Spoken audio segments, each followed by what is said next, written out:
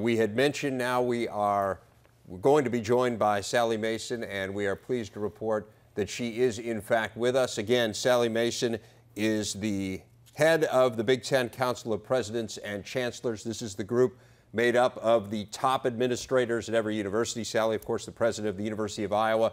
Sally, if you would first, thanks for joining us. Give people who don't understand what this group does. I said earlier it's kind of like a corporate board of directors. Would that be an accurate description of this group and its manifest? Yes, it would indeed. We are the directors who help the commissioner, obviously, in his work, and certainly help in terms of making decisions that are important to the Big Ten Conference overall. It is the presidents and chancellors who are, after all, responsible for the actions and activities of the Big Ten. So take us through this process of arriving at where you arrived today. The process for us started shortly after the initial allegations were made at Penn State. Our presidents and chancellors began to have conversations about the situation that was developing at Penn State back as far as November. We typically have 2 meetings a year, one in December, one in June. In our December meeting, the majority of that meeting actually was to discuss the situations that were developing as we knew them then at Penn State, and to consider what our actions might be in the wake of what was being discussed with regard to Penn State. Now, then we knew a lot less than we know now. One of the things that we did early on was working with Jim. We had our Big Ten lawyer embedded with the Free group that was investigating what had transpired at Penn State. That was very important to us to have that set of ears and eyes looking at the same kinds of issues and evidence that Louis Free and his group had been uncovering at Penn State, and understanding what the issues were as they were developing, so that we could formulate a response as a conference as well. And what you see today is a lot of hard work over many months, and certainly the last 4 or 5 days, our executive council, our executive group has worked very hard on the statement that was released by the Big Ten today. And that statement reflects, I think, the sentiments now of all of the presidents and chancellors in the Big Ten. Sally, one more kind of administrative question, just trying to understand this process. As we mentioned earlier, all of the presidents and chancellors are part of this group. So what was Rod Ericksons' role in all of this? Rod has been included at least in discussions of process, and certainly in discussions of how we intended to proceed, certainly up to this point. But Rod was not part of the discussions of what exactly we would suggest with regard to Penn State. He was invited to obviously absent himself from those discussions. He spoke yesterday afternoon in our conference call, at the very beginning of our conference call, before we moved to looking at the statement specifically and considering what the sanctions that we would levy would be. He spoke prior to our making final decisions about the statement that was released this morning. And he did so, I think, in a very thoughtful and considered way. It's clear that he has taken the Free report very, very seriously, as has his board. And he's been working with the executive committee of his board of trustees to obviously begin to repair the damage that's been done to Penn State and its reputation.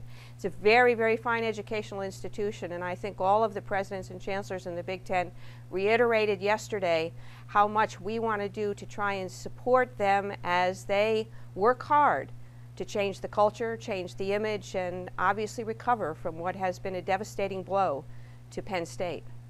President Mason, a lot of the conversation today, as you just mentioned, is about culture on campus, people becoming too strong on campus, the balance of power sometimes being distorted. How are some practical ways universities can prevent something like this happening again? You know, you asked that question, and it's exactly the question that all of us were asking ourselves and the conference last December. And in fact, we've been working on a document that addresses the issues of institutional control and culture, developing some stress tests that we all can subject ourselves to and watch more carefully as we proceed with what is, for all of us, a situation that while Penn State is facing it now, we all know that institutional culture can play such a big role in terms of how our fans behave, in terms of how our alumni, our boosters, our trustees, from top to bottom. We have to look at all of these things and make certain that we are first and foremost focused on the importance of education, the importance of our institutions as educational institutions, but that we also have the wonderful opportunity to have student athletes, sports, big-time football programs, and that we need to make certain that those big-time football programs are adhering to the same kinds of integrity and issues that are so important in terms of the mission of the institution.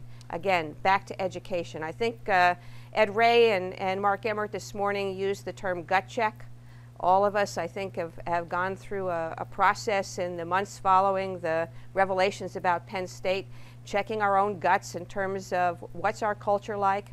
Are there things that we need to be doing to try to improve, modify, change the culture so that it's focused more on the educational mission?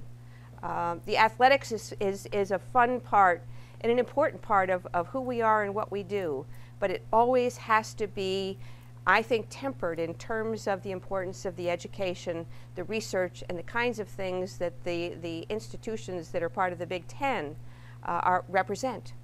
President Mason, we've talked a lot today about exactly what you're discussing, that this balance between the athletics and the academics seems to have gotten out of whack. How, as an administrator, though, are you able to reconcile what's going on? You know, Jerry talked earlier today about $4 million coaches, about superstar, rock star kind of coaches. How are you able to kind of keep those two in balance? Yeah, those are issues that I think all of us wrestle with on a daily basis. I don't think they're easy solutions. I don't think any of us has a single solution, but I do think the discussion has to continue, and we've got to look for better solutions to these very issues that you just raised. They're not insignificant. They're not trivial. They're very important to us, and obviously they're not going to be solved overnight.